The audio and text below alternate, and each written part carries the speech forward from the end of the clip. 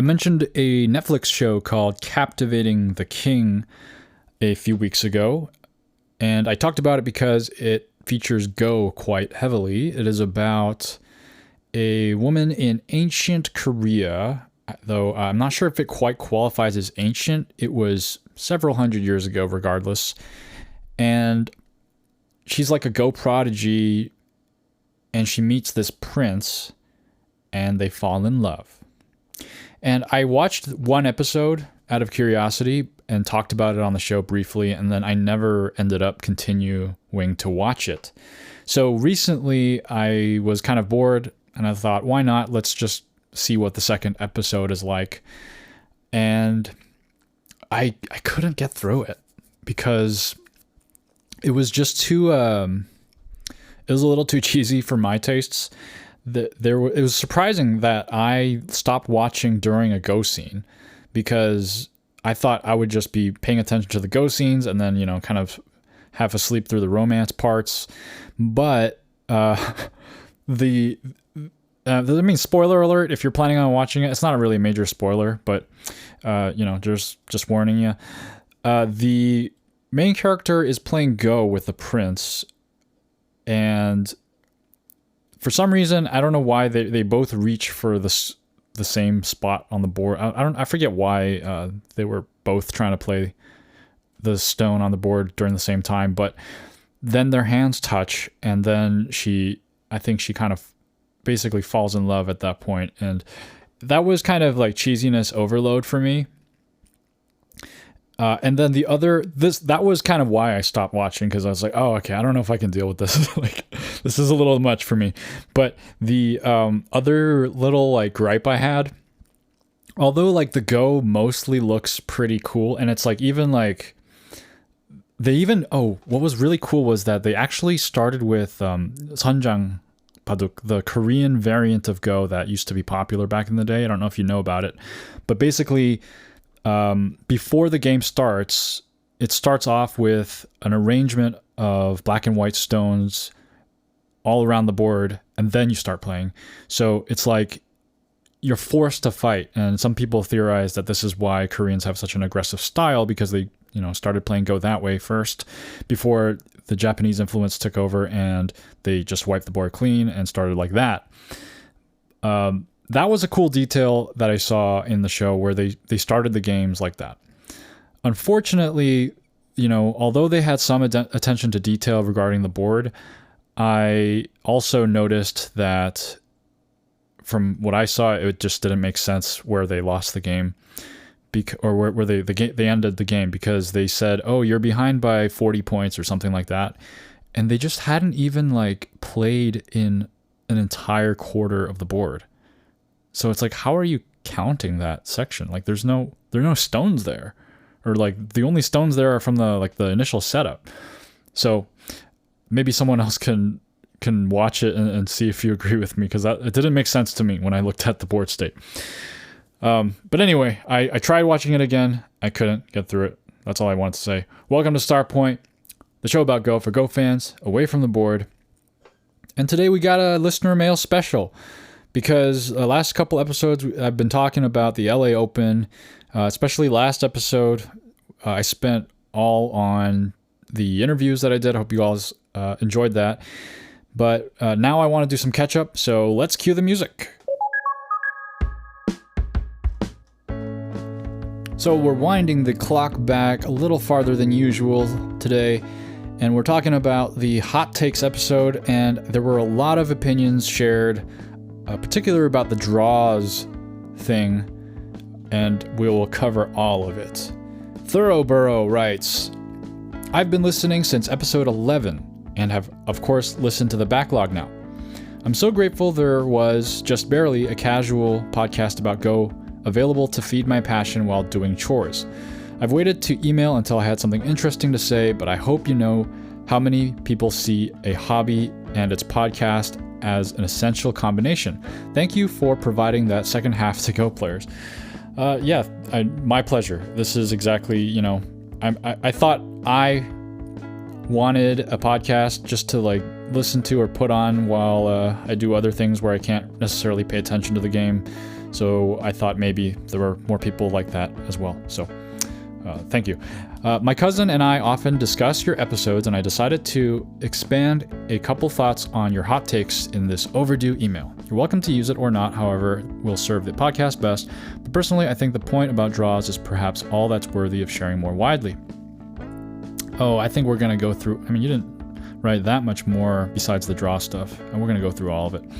Draws should be allowed. The podcast makes it clear you're a highly competitive player, driven to measurable improvement, so you caught me, a highly non-competitive player, off guard by agreeing with my own passionately held opinion. I would actually claim the possibility of a draw is necessary, given the philosophical justifications of the game, which enabled it to thrive in CJK. I think CJK, I'm gonna say that probably stands for China, Japan, Korea. It's funny when you say that I am clearly a highly competitive player, because I think maybe, yes, to certain people I may seem that way, I kind of come off that way, but I don't view myself that way. I honestly haven't played Go in so long, like besides the tournament, but I guess going to a tournament kind of makes me seem kind of competitive too. But it's just funny, the perceptions that we have of ourselves. For a long while, Go-loving Confucianists steadily pushed back against the orthodoxy that games are merely frivolous in order to carve out a place for Go as specifically able to build character.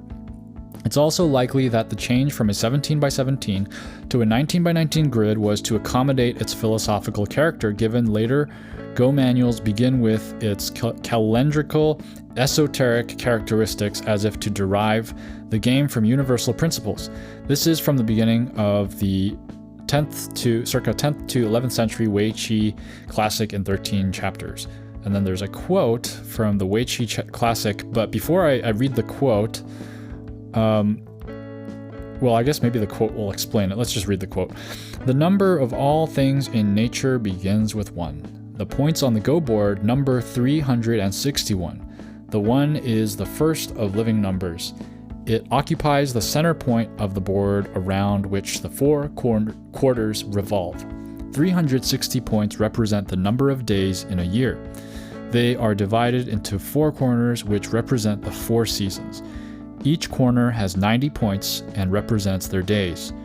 The periphery has 72 points, which represent the weeks. The board, being square, represents the static.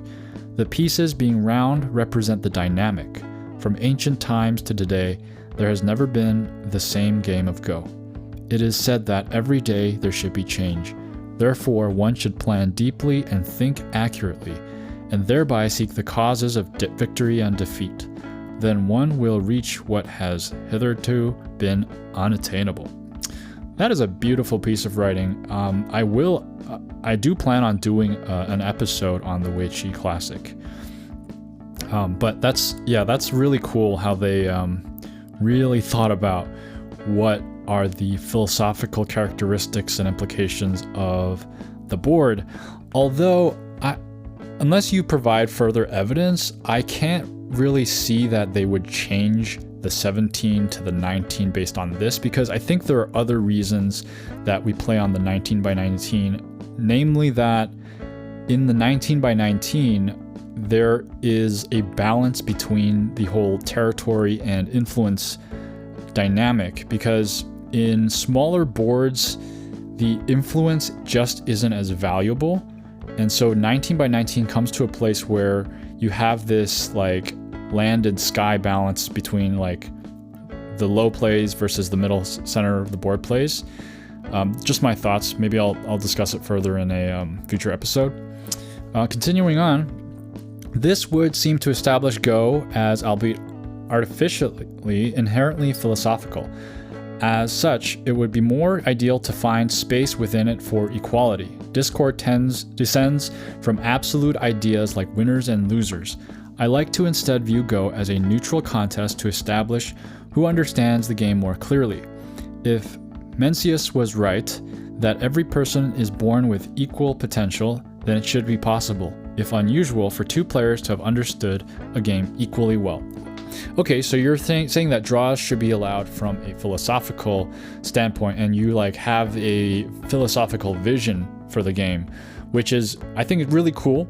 Though I think I tend to not really think of the game as such. I would think I'm more of the camp where I see it as a sport, where kind of it should be kind of based on like game design and stuff like that. Like what makes a more satisfying and what makes a game make the most sense, basically. And that's why I would say that's why I thought that draws should be allowed, because I can't find a good argument to have the 0.5, because the main argument is to prevent draws. But to say like, well, why do you not want draws is the question that I would ask. And then now we're talking about the English name for Go, because in that episode I said that the English name for Go should remain Go. And then Thoroughborough writes, I agree, although my thinking on this has evolved from progressive, let's fix this awful mess, to conservative. This awful mess embodies a heritage which should be preserved, to be overly generous to conservatism, which seems to pivot from mere stagnation to wanton destruction.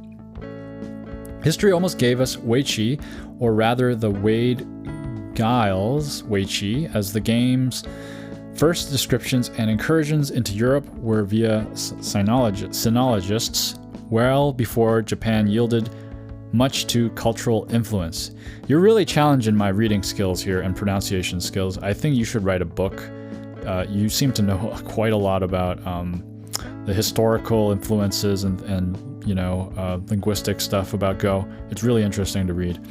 However, the game then was described only by academics, not dedicated players, and it led to poor understanding and low-level play among the few who were interested. The game in the West truly began with the post-World War II cultural friendship between the US and Japan. Given that our continuing, that is Western, not just US or even just English Go culture, remains so observant of specifically Japanese Go tradition and terminology, it would be incoherent to change to another name. Yes, I think I agree with that as well. It's like, the game was invented in China, but there is a specific, there's a specific meaning to us calling it Go here in the United States because of the history that Go has in the US, particularly the influence of Japan on Go in the US. Funny enough, the thing that kind of made chess boom in the US was the Cold War, which was not a friendly relationship, and chess is a lot more popular. Maybe it's like you have to have this like common enemy in order to really try out something. Friendships don't produce a lot of good Go players. I don't know. By the way, if you're interested in the occasional episode looking at Go from this sort of viewpoint, I would be happy to contribute research. I engage with the game as much through research as through play, to the detriment of my rank, no doubt, but I'm not proactive and I'm unlikely to do much with it myself. I might take you up on that offer. I might email you back and ask you more about what interesting things you know about it, because it seems like you do know a lot about Go and the history and stuff like that. Thank you so much for writing it. I particularly enjoyed hearing that you debate my episodes with your cousin. That's pretty cool. Thanks again for the many hours of idle Go thoughts. That's idle with IDYLL. Thoroughborough 18 to 16 Q on OGS. Thank you so much for the really insightful listener mail, Thoroughborough. I really enjoy reading that. Okay, next. Goran says, I've never heard of it being called Go with an E. That just looks gross. Personally, I like the name Go too, and you advocating for capitalization is great. Just because chess isn't usually doesn't mean Go can't be. It's a name after all, and video games are capitalized all the time too. Yeah, I think, some people actually stylistically do capitalize chess. I think, if we just look at writing as a form of communication, then we can kind of decide what to do with certain terms, and what becomes most common. It's a matter of prescriptive and descriptive linguistics, and we can influence that with the way we write and use certain terms. And yeah, let's not call it Go with an E. That's the Ing Foundation's little attempt at solving some of the problems with the name Go. Though, you know, as well-intentioned it was not something that I really liked. In German, the game of Go doesn't really work, and what often happens is that I call it Go the board game. I've been actively avoiding that though. I even thought about putting the onus on the other people and making them feel quote-unquote ignorant for not knowing what Go is by saying, I play Go. What's Go? Oh, you've never heard of about Go? Let me tell you. Yeah, I that's exactly kind of what I was trying to say. I'm sure you don't mean like to like make them feel ignorant, but I know what you're trying to get at. You're saying like spark their curiosity and make them realize that they've never encountered this game before. Go the board game, huh? I wonder how that actually sounds in German. I noticed after saying that, like, there's no way to like get this out of my brain now. I keep saying the game of Go, and I'm sure you guys have been noticing it too, and I just can't stop like noticing. It's just like this new like thing that I have now where I can't. It just bothers me, but I'm not gonna try to change it. I'll say game of Go, but whatever. Secondly, in my experience, calling it ancient Chinese and adding that I know about it from an anime sounds just a little too weeby for most people, so I've tried to avoid that too. Also, the term ancient doesn't really fit. It feels like Go is more modern than ever. Right, I think that Go is...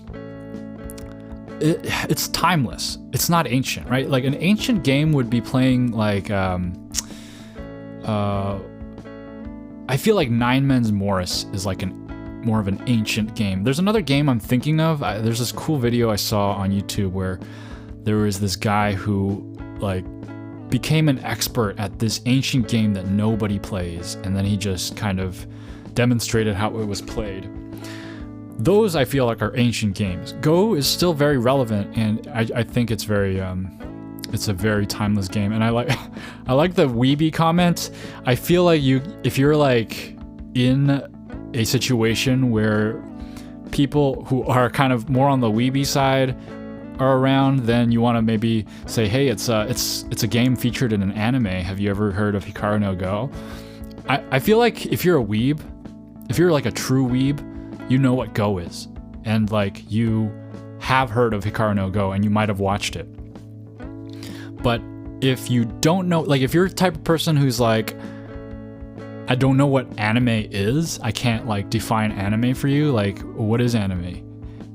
Or it's just something so foreign to you, then yeah, I think maybe calling it like a Japanese game or ancient Chinese board game may not be like the biggest selling point for that. I think maybe you want to just call it like a...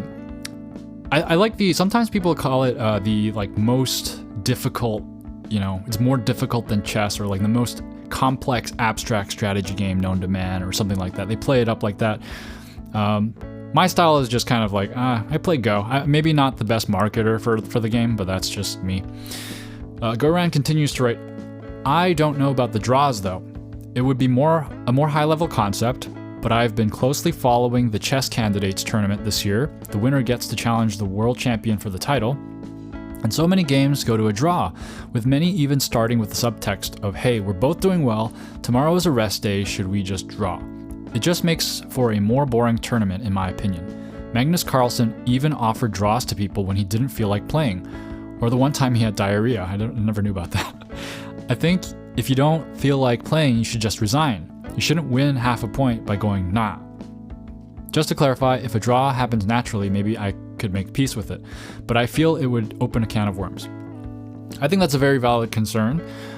I think my initial thought was that I didn't have enough confidence in professional players to really like coordinate draws like that. It's just because typically in a tournament setting, you can go for a draw. You can try to go for a draw to your advantage and have like a deal made. But in Go, it's like, even though draws may be favorable sometimes, it's always going to be better to win. And the thing is that players are very, very competitive. And in Go, I feel like it's a little iffy. Like the chess draws are more stable. Like you can get to a position where it's likely to create a draw, but in Go, you can tip the scale just ever so slightly, and it would make me uneasy. If I agreed on a draw in chess and I was proficient in chess, I would maybe get to a position where I was like, okay, this is a very drawish position, and I think we're gonna draw. Versus in Go, if someone was like, let's draw, I'm like, okay, cool, let's draw. I would be on edge the entire time. I don't know, maybe that's why, like, you know, we wouldn't know until they made tournaments where draws were allowed and see if this kind of manipulation happens. If that stuff does happen, then yeah, I guess I would prefer not having that stuff. So those are valid concerns. Thanks for writing in, Go Rant. Tobias VL writes, have you ever considered adding a second host? I enjoy having a Go podcast to listen to, but to be honest, no offense, these could pretty much be a blog post or a newsletter that I could read myself. Well, thanks for writing in, Tobias, and no offense taken. I totally get it. I think that, you know, it may be a little mundane for some people to hear just one voice. And, you know, maybe if the right person comes along, I would consider having a co-host, and that might happen one day, may not. We'll see what happens. But this podcast is for those of you who want to just hear rambling about Go in the background of whatever you're doing. And I don't think you can do that with a blog post. So that's why I do the podcast. But anyway, thanks for writing in. Niemand writes, all tournaments I played this year in Germany had Japanese rules and 7 komi. I like the concept of Jigo because it feels like meeting an opponent with the exact same strength. No one could get ahead in the end. Jigo, by the way, is the Japanese term for a draw. I haven't looked enough into Jigo and how they occur, because I heard they can occur even when you have 0.5 komi. I think it's like certain rule situations where there's like an impasse and like you can't get past a certain blockade like in the resolution of the game, and it becomes a draw. But Japanese rules and 7 komi, I've never heard of that actually. I thought maybe that's a little too much komi. I'll have to look into that. Some hot takes from Niemand. Number 1, some games are great because of their player base. Go isn't one of them, probably because there's too much ego involved for some people. In my opinion, I think Go is pretty good. Pretty good, has a pretty good player base. Obviously, there's going to be some bad apples, but I think chess is a little more notorious for stuff like that. I feel like I've heard plenty of chess players complain about chess players. And then another hot take. There shouldn't be bots on Go servers to play. Too many new players keep playing them because they're afraid of facing humans and their judgment. But it's harder to learn from bots because they don't make human-like mistakes. I agree with these points. Like, I agree with all the concerns you're bringing up, but I wouldn't go as far as to take them off the servers. Because I think sometimes it's like, well, would you rather have them play a bot, or would you rather have them just walk away from the game forever? And I'd rather have them play a bot, and maybe one day they'll play some people. Last hot take, learn Josekis without understanding the moves. It's okay to just recognize that your opponent deviated from it or left it unfinished. Maybe you'll find a way to punish it in the game. If not, study it after the game to see if it really was a mistake that they deviated. More fun approach to study Joseki. This one I agree with. I enjoy learning the patterns of Joseki just to observe the beauty of them without always understanding every single move. And I like it, and I think I just completely agree with this one. Thanks for writing in. Sinister Nightcore writes, draws in Go is a topic I have a strong opinion on, so I will try to give my 2 cents in a coherent manner.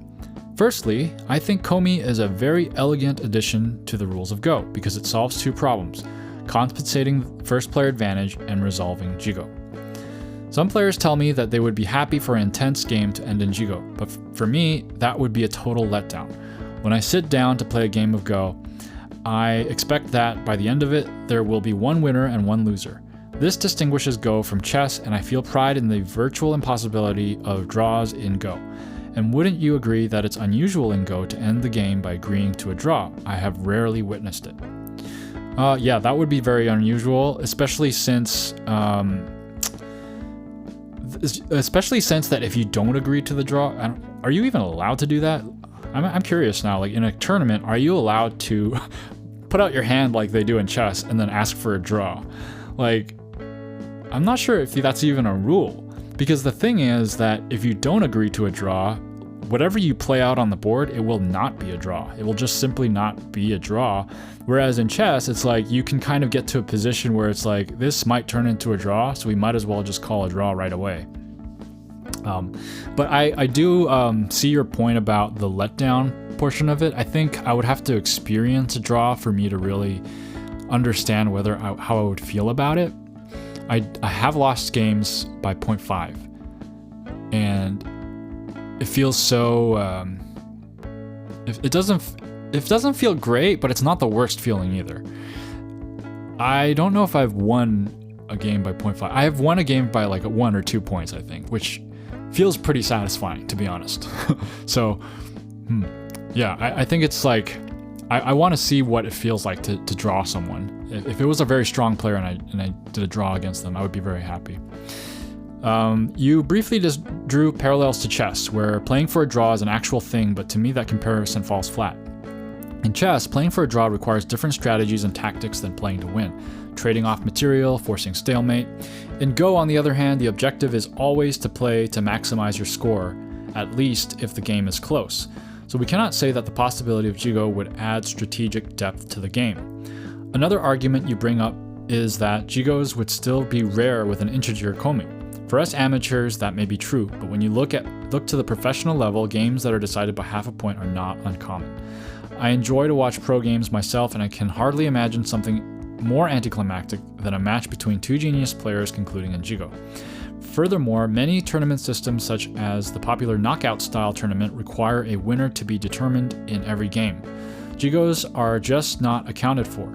So to summarize, I think draws both make for unsatisfying games and can make tournament organization more challenging. Okay, so first point here, I wasn't saying that the possibility of a draw would increase strategic depth at all. So that was just not something that I thought would happen.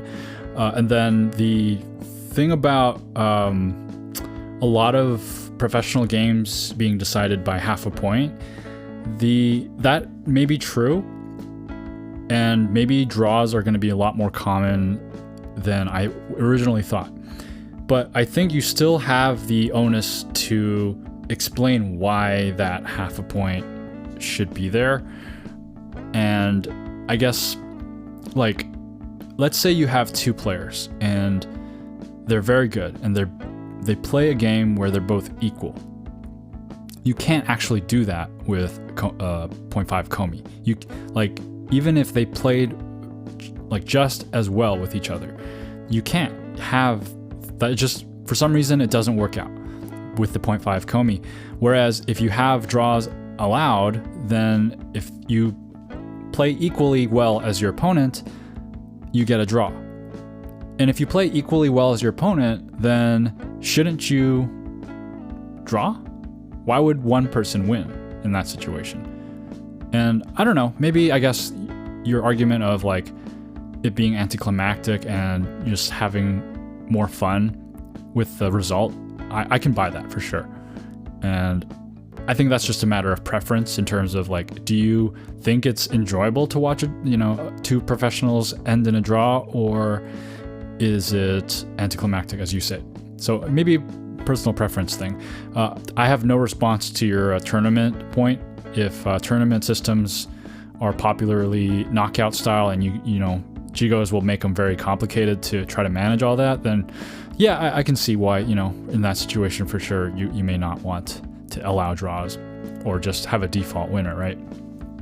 Finally, with that said though, fractional komi does not completely eliminate draws in Go, as there is triple ko and other forms of long repetition. Super ko rules have been proposed to account for this, but I tend to think that super kos would be tedious to keep track of in a real game, even though I cannot speak from experience here. I never had a triple ko in my games. Maybe triple ko and super ko rules would make for an interesting future episode. I'll be sure to tune in. Thanks for your very thoughtful comment, Sinister Nightcore, and I will have to look into that stuff because I have no clue about any of the triple co and super co rule stuff.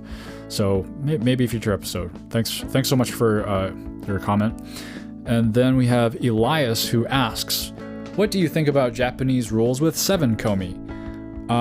Well, as I think, was it Goran who said German tournament used that rule, Japanese with 7 komi? But I thought, I honestly thought that was just straight up too one-sided.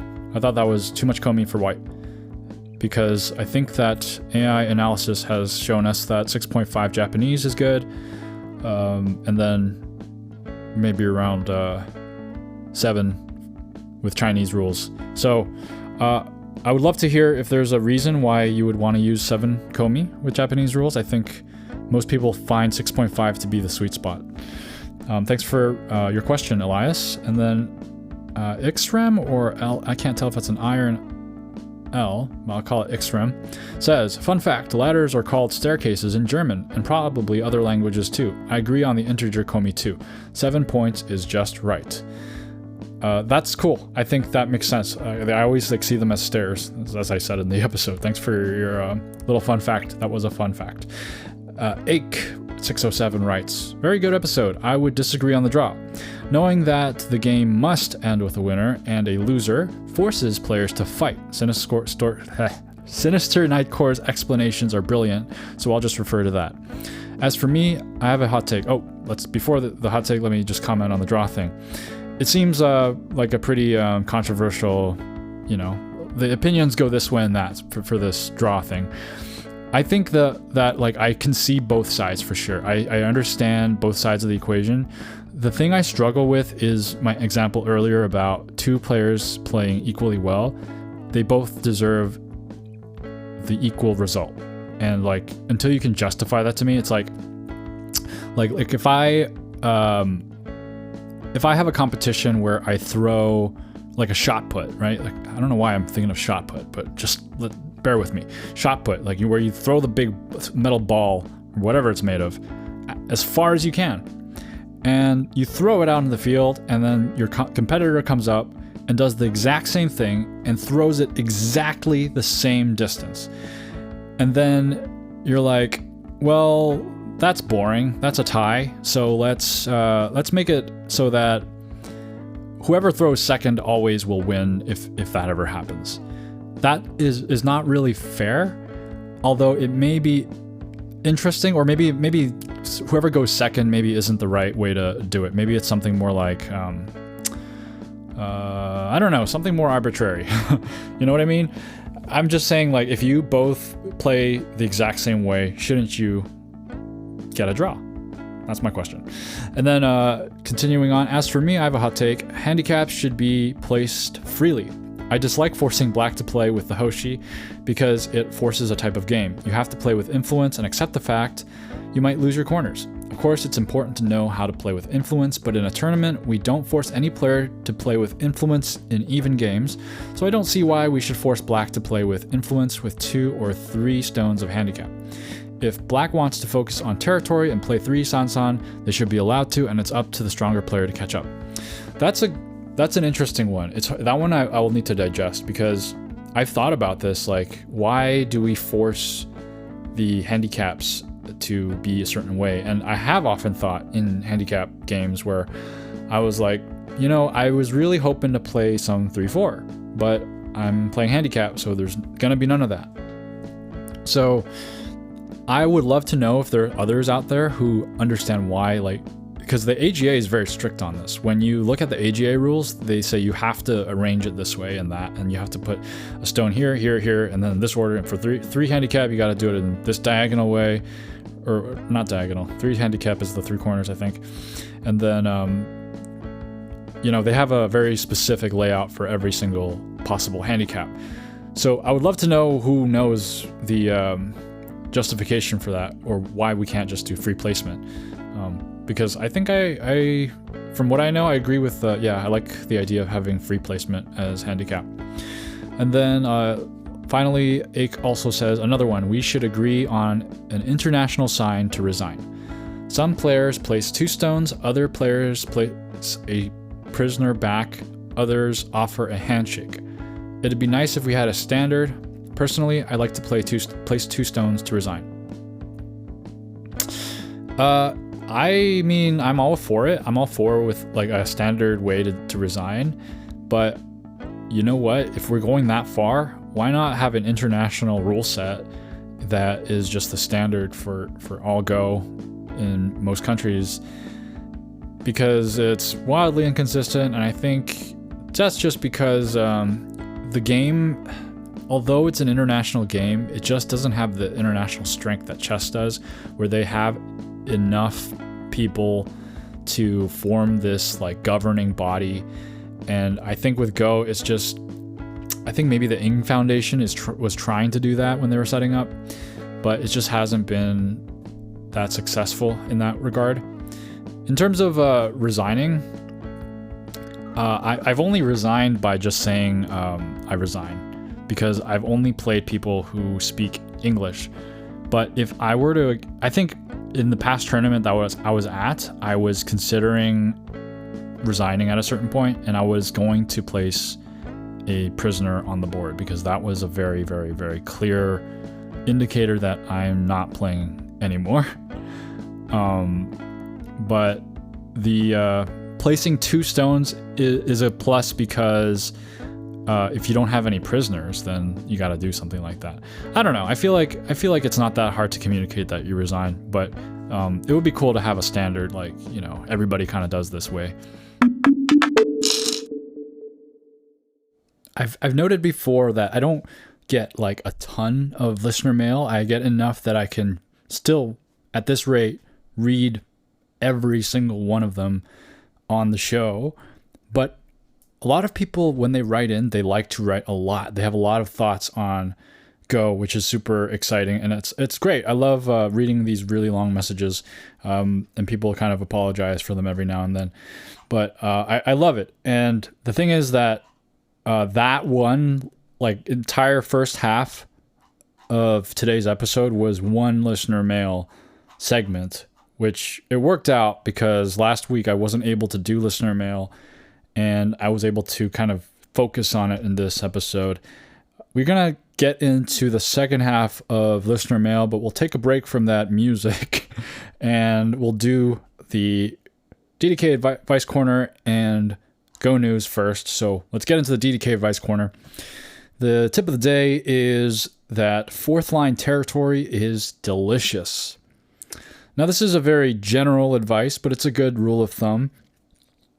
4th line is often called the line of profit, not profit with a PH, but with an F. And that's because when someone is giving you 4th line territory, you know, usually when you have territory and influence, one person's getting influence, the other person's getting territory, got stones facing the center, got stones kind of hugging the wall. That's the dichotomy you see in Go. If your opponent's giving you 4th line territory, be very happy and take it.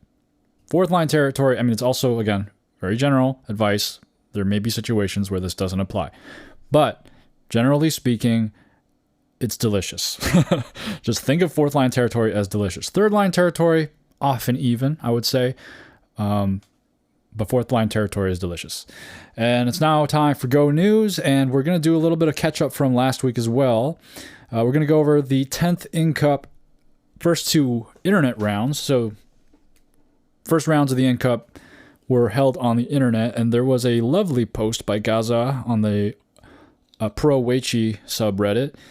The Ing Cup is, the post was outlining a lot of the details of the Ing Cup. It was very well done. The Ing Cup is held every 4 years, and then at least this year, I think there's a requirement, quota, whatever you want to call it, for EU and NA with 2 players each from those regions. And then it's like, I think a lot of the other countries that have higher representatives have like at least one female player requirement. And so they're trying not to, like, it's obviously not going to be just like, oh, whoever is the best. They want a representation across the world, and then some, there's some demographic shaping here, but which, I mean, I like. I like to see more, diversity on the world stage here. You might be wondering, didn't we just have an In-Cup? Well, that's because there was a strange situation when COVID hit, where there was an In-Cup that started, I believe, in 2020, and it took like 3 years later to finish. And we had the final between Shin Jin-seo and I don't remember who he beat. It was Xie Ke, I think. But it was like the most delayed finals you've ever seen. So round 1 and 2 this year, the 10th In-Cup happened, and some of the notable results, Alexander Chi lost to Lu Yiquan, so NA's representative number 1 is out. Kim Eun-ji took down Gu Hao, which is pretty cool, but then she got taken out by Wang Xinghao. Ueno Asami took out Lu Yuhua, but she was taken out by Park Jong-hwan. And then Xie Hao took out European representative Mateusz Surma, 3P. And then Huang Mingyu took out the other European representative, Andriy Kravitz. More round 2 results. Ke Jie took over Byun Sang-il. Pretty strong players there. Iyama Yuta fell to Won Sung-jin, Korean player. Xu Haohong defeated Xie Hao. And then Shin Min-jun defeated Huang Mingyu in the second round. I think Shin Jin-seo and Xie Ke, from their last year's results of the In-Cup, or yeah, I guess last year, which it normally would have been 4 years ago, they just get a bye, so they don't have to play these rounds. In other news, the American Go Honor Society, they have a creative writing and art contest for Go players. Or I guess Go enthusiasts. You don't have to be a player, I guess.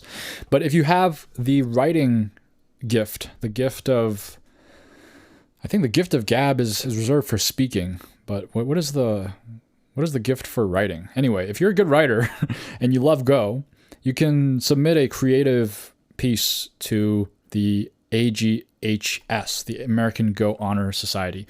I'll try to make a note to link the submission because the deadline is May 19th. So you should have some time still.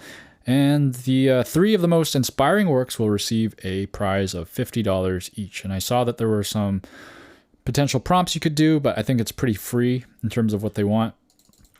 So if you're interested, go ahead and submit some writing to that. At Syracuse's Salt City Tourney, I wanted to cover this one just because they had a really cool cake. I've been seeing a lot of Go cakes in Go News recently, but this was just a tournament in Syracuse's Salt City. I thought Syracuse was a city, so I guess there's a Salt City inside Syracuse. I don't know what that is, but it looked like a pretty good tournament. The thing is that there's a cake, and it has a Go problem, like a tsumego on the cake, which is pretty cool. I'll also try to link this one, and they said that if you solve it,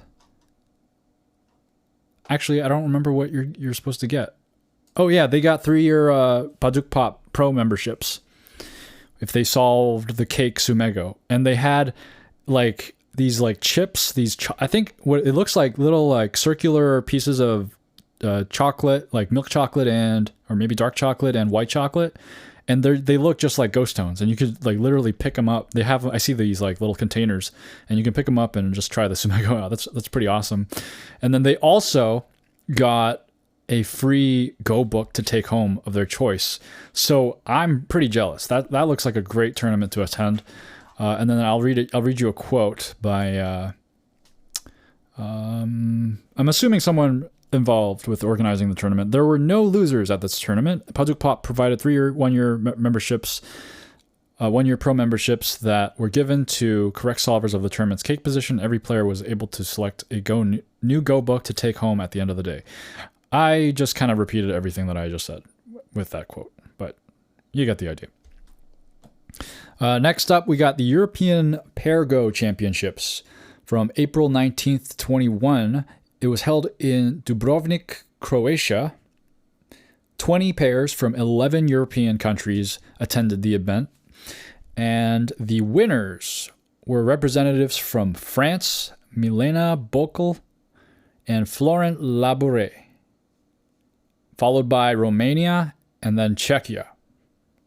And then the rest of the European countries involved in the Pair Go Championships, the 25th European Pair Go Championships. So congratulations to the team of France, the French team. And the second Lanka Cup. Westerners have been obliterated early, just like in the In Cup preliminaries. Let me go over the Westerners, the sad Westerners. Okay, Mateusz Surma, also playing in this tournament, got bested by Gu Lingyi 7-dan. We also have Ryan Lee. Our Ryan Lee from NA got taken down by a very strong player, Xie Ke, and Stanislav Freilak defeated by Che Myung-hun of Korea, and Alexander Chi defeated by Yang Dong of China. So still the Western world not super able to compete at the level of the Asian competitors, but one day. Some other notable... So this is up to the third round now. Quarterfinals is going to be held in June. Quarterfinals and semifinals going to be held in June. But other notable results here. The surprise victory by Ueno Asami against Pak Min-kyu, who is ranked kind of on the same level as Iyama Yuta. And then she also defeated Xie Hao. But Koje also surprised people by making it, by winning 2 games as well. So we have some interesting results. Things are switching around in the rankings here. And now it's time for Listener Mail Part 2. In response to the episode about my experience at the LA Open, Aumpa writes, I was there and played in the tournament. Overall, it was a solid tournament with a great turnout, especially with so many new and returning players. One of my opponents was returning to tournament play after a 30-year hiatus. You know what? I actually noticed that too. There were a lot of new, first-timers, people who haven't been playing for a long time, and it was a huge turnout, right? It's so cool that you were there. I agree with your thoughts about Fischer timing. It really is comfortable and forgiving, even while reducing the average total game time when measured against comparable Byoyomi time control. I believe the AGA is recommending Fischer timing for handicap tournaments these days. I'm feeling a preference for it myself. Congratulations on your award. We didn't play this time, but perhaps we will be matched someday. I'll introduce myself if I see you at a future event. Well, it's so mysterious. You're so mysterious. I'm like trying to figure out, did I see someone who who looks like Aumpa? I don't know what you look like, so I have no idea who you were, but that's really cool that you were at the same tournament. You should come and say hi next time. We could have done an interview.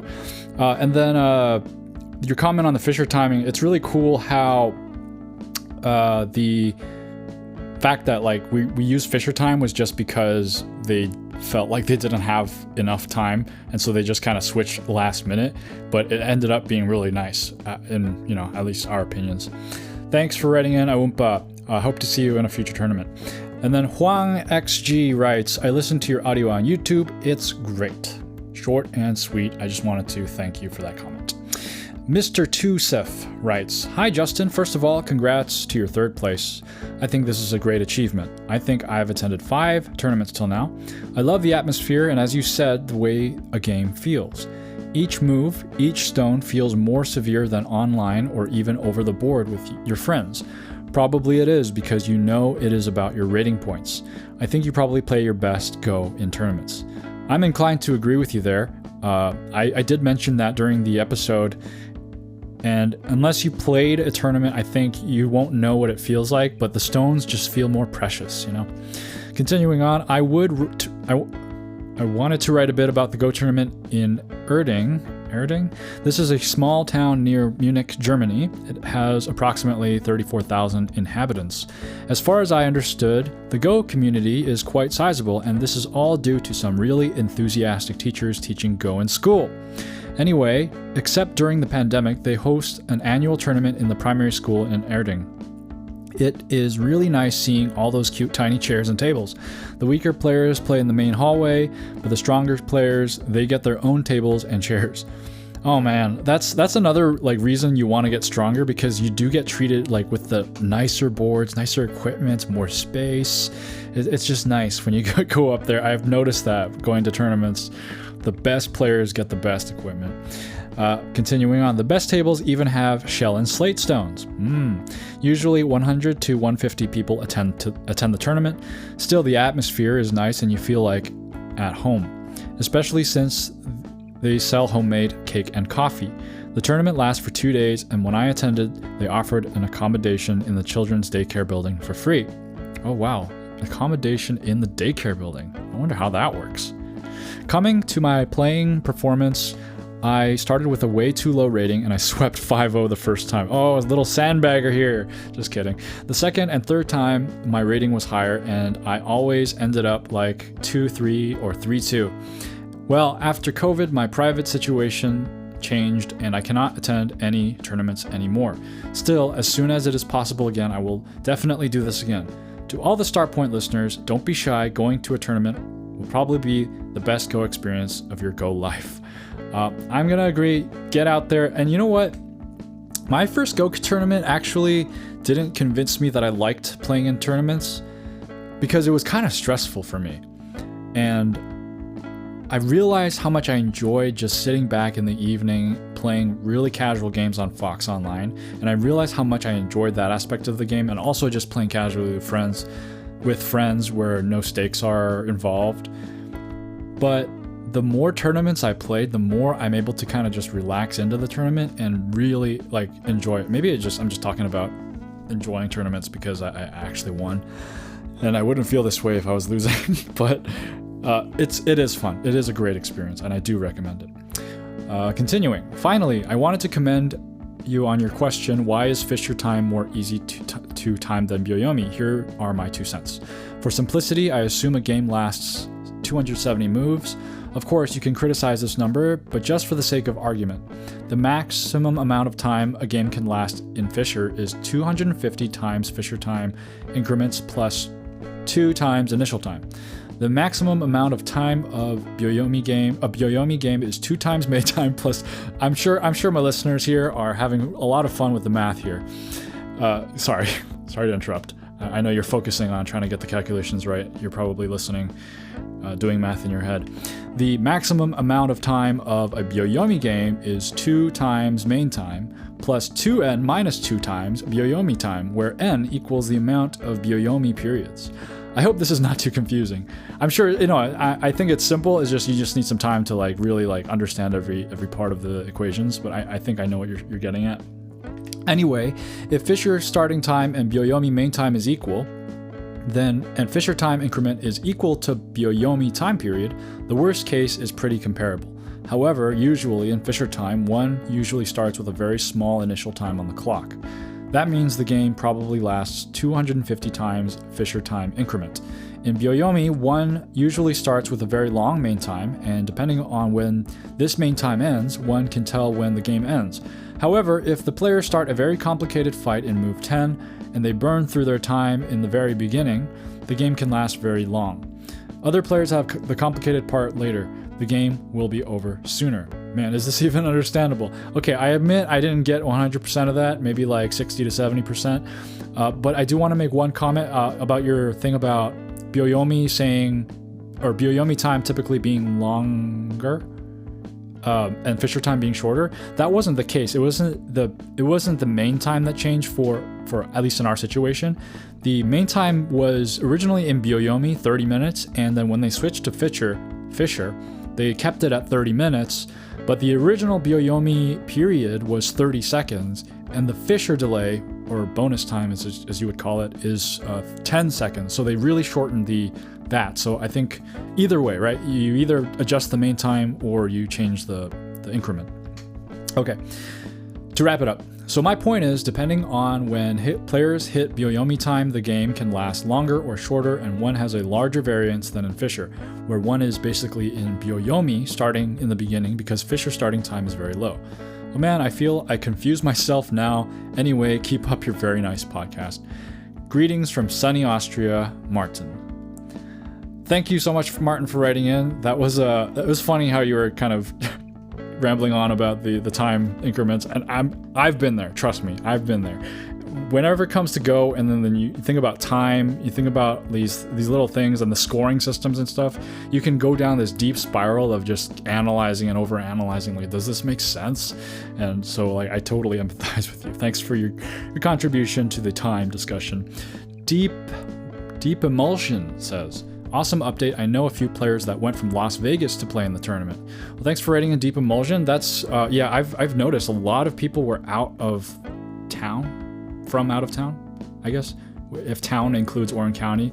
So like people were coming from like up north in the Bay Area. They were coming down from San Diego, and I guess now that you mention it, it looks like people from Las Vegas came.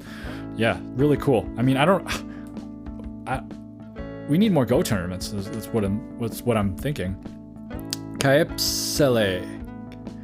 Oh man, I keep forgetting. Okay, Capsule writes, congratulations on the great result. I'm glad you went to the tournament.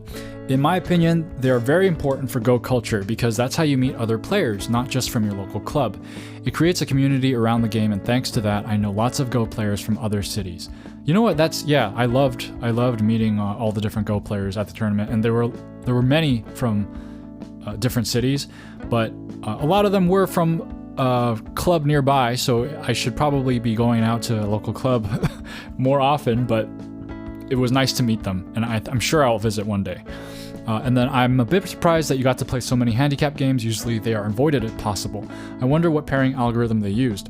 I have no idea. I'm always curious about that because they just go to this mysterious website on where they run the tournament, and then they just make the numbers crunch, and then they give you the things. I know in the first tournament that I entered, they made an effort to alternate black and white, so make sure that you didn't play all of one color. But this tournament, I played all black games. I was thinking maybe it was possibly due to my wins that they kept on pitting me against stronger players. I'm not really sure though. In our tournaments, we use the McMahon system. Depending on your rank, you get some starting points, e.g. a 1 Dan might get 30 points, a 1Q 29, 2Q 28, etc. Then you pair players that are closest in score. After each round, you get 1 point for a win, 0 points for a loss, and 0.5 for a draw. We play with 7 komi. There are usually 1 or 2 draws per tournament. Ooh, there you go. There's a draw. There are tournaments out there that allow draws.